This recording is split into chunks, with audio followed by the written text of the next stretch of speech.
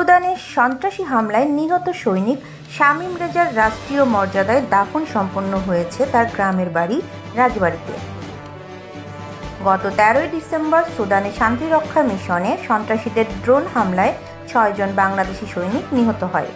এর মধ্যে রাজবাড়ী কালুখালী উপজেলার মিঘি ইউনিয়নের হোগলাডাঙ্গি গ্রামের মোহাম্মদ আলমগীর ফকিরের ছেলে সৈনিক মোহাম্মদ শামীম রেজা শহীদ হন। রবিবার বেলা 2টার দিকে সেনাবাহিনীর মরদেহবাহী হেলিকপ্টারে কালুখালী উপজেলার মিনি স্টেডিয়ামে নিয়ে আসা হয় শহীদের মরদেহ। পরে তার মরদেহ গ্রামের বাড়িতে নিয়ে আসলে এলাকা জুড়ে নেমে আসে শোকের মাতম। এরপর পার্শ্ববর্তী পারিবারিক কবরস্থানে নেওয়া হয় শামীম রেজার মরদেহ।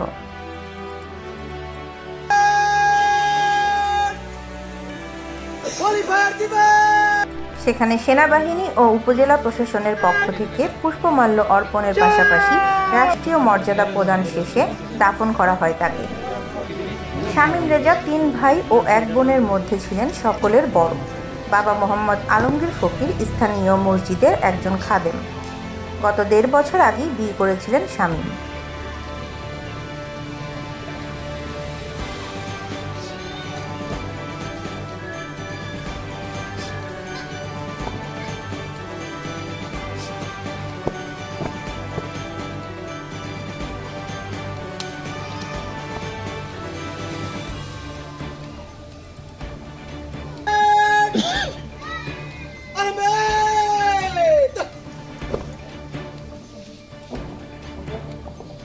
সাথে শুক্রবারে কথা বললাম, শুক্রবার চলে গেল, রাত্রিবেলায় শনিবারও চলে গেল।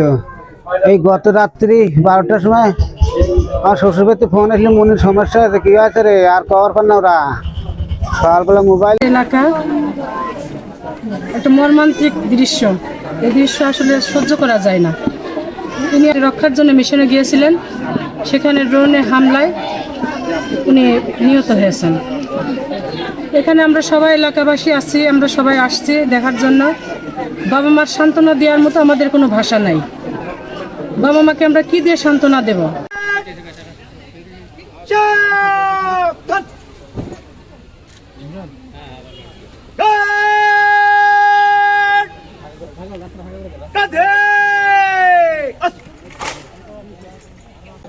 সুপ্তা চৌধুরী, রাজবাড়ী জার্নাল।